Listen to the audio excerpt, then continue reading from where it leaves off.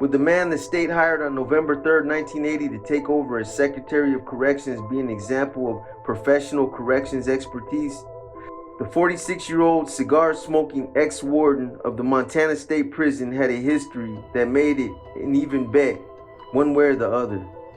He was known in Montana as a guard's warden rather than an inmate's, and in my opinion, it's the latter that's needed in New Mexico. But he wasn't taking over inside the prison. He was going to be the guiding light of the entire corrections network in the state. There wasn't a lot of difference between Roger Crist's regime in Montana and the conditions of the New Mexico penitentiary over the past 10 years. There were middle management cliques in Montana too. One guard who resigned in 1979 told the Montana legislature's Select Committee on Prisoners that a clique of officers like street gangs controlled the daily administration of the pen by keeping the peace with pressure and violence. Asked what he was going to do about New Mexico's clique, Crist said he wasn't convinced that there was one. He'd known Felix Rodriguez for 10 years and was expected to rely heavily on his advice. An old-timer at the Santa Fe institution voiced the opinion that Rodriguez recommended Crist for the job because he thought he could control him. Maybe he could, but possibly not. Crist might not be the perfect reformation man, but he did have a reputation for independent thinking and fairness, so there was some hope. And speaking of his work, he said, when it comes to penology, there are two groups of people. Those who want to give inmates lollipops and those who want to sharpen their legs and drive them into the ground. He explained that he falls somewhere in between. He was considered very fair by most people who had dealt with him. An Indian woman who served on the Montana Crime Control Commission with Crist felt that he always listened to proposals involving minority programs. Most of the white males on the commission only listened to proposals for guns and flashing lights. Roger would at least evaluate community care programs for Indians and other minorities. A University of Montana sociology professor specializing in criminology gave him a mixed review. Roger is a little king at the prison in Montana. The Supreme Court ruled that it was a violation to censor inmates' mail. So when inmates receive mail that Crist finds objectionable, he doesn't censor it. He just sends it back. A lot of people have come to me and said, let's get rid of Roger Crist, but I've never been convinced Roger is the problem. He's done what anybody in that position should do.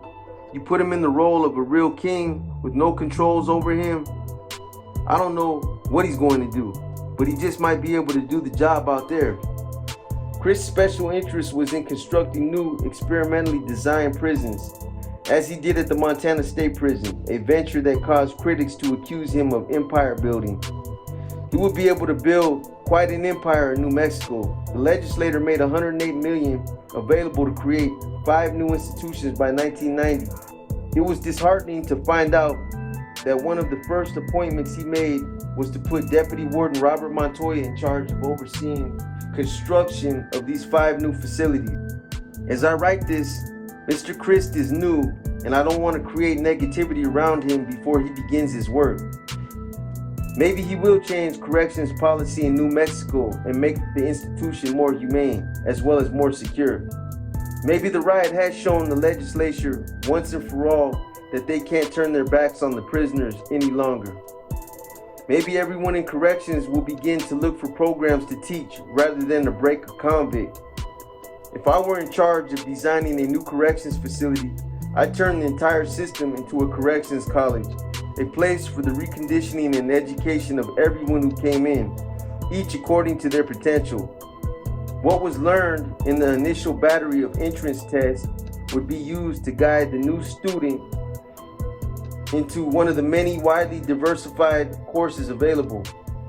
Each living unit would be set up for a particular area of study. For the person geared to the intellectual pursuits, we would have an educational facility. Those more inclined to learn a trade would be placed in a vocational unit, not to make license plates, but to learn a highly marketable trade. Private enterprise would fund the operation, and the trainees would eventually be doing actual work for the company right there in the unit. At that point, the company would pay him a wage, thus keeping the student in touch with the everyday realities of the outside world. When you've done 10 years earning 25 cents an hour, the real world's money scale is mind-boggling.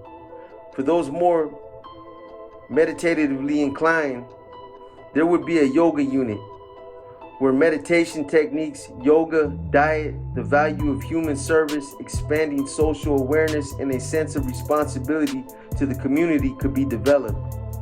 For those artistically endowed, there would be the arts unit, where practice in all art forms would be available, with performance and publication of the work part of the process.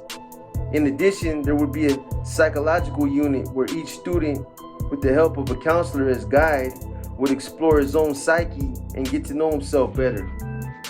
Instructors would be the guards. It's easier to train a teacher to be a corrections officer than vice versa.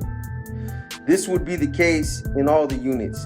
Staff would be expert or knowledgeable in the field the unit was dealing with, as well as the tactics involved in guarding the security of the institution. Training professional instructors to function as guards would serve to raise the level of corrections personnel within the institution and give the students an example of law-abiding citizens that they could not only respect but desire to emulate. In an environment like this, there wouldn't be many security risks. Inmates wouldn't be interested in rebelling. As students, they would have an incentive to stay in line. They'd be learning something that would be of value to them when they got out. They'd look forward to hitting the streets and trying their newfound talents. They'd have hope of keeping their record clean and their asses out of prison. And did I mention solitary sleeping quarters for everyone? I am now, with doors that lock. It's always comforting to know you can lock your door when sleeping, no matter where you are. In my corrections college, you wouldn't fear being raped. There would be conjugal visits in my system, not only with one's wife, but with one's girlfriend, even if she just became your girlfriend that day. Fuck on it, boy. For the 10% who were so hardcore they needed to be locked up in a maximum security unit, programs would be provided. Yoga, in particular, has been effective in prison with hardcore dudes and old-timers. After the first year, we learned that of the thousands of prisoners who wrote to us, most were 35 to 40 years old and had been in prison for up to 25 years already. A yoga teacher with the prison Ashram Project wrote, or they were people who had been sentenced to 200 plus to life, people who had less than 8th grade education. They were desperately grabbing for something to hold on to, something that could help them remain sane and reopen their hearts that had been closed for so many years because of brutality, distrust, and suspicion. Prison is a holy place, a Hindu Swami said to me once, and I thought to myself, how naive this guy is. But later I thought about it. Prison can be a holy place, a place a human being can be cured of the diseases plaguing their life. Especially now when the crime rate is as high as is the incidence of low education and poverty in those convicted of crimes. When the money spent annually per prisoner would buy a year at Harvard. Especially under these circumstances would I rush to institute my dream corrections college and prove that can be done with a progressive outlook rather than the old eye for an eye. I can only put my dreams to work on paper, but they really can work if some human being in the field of corrections or with an active interest in criminal justice problems will flesh them out inside the brick and mortar. With that hope, I leave you with these words of Pope John Paul II.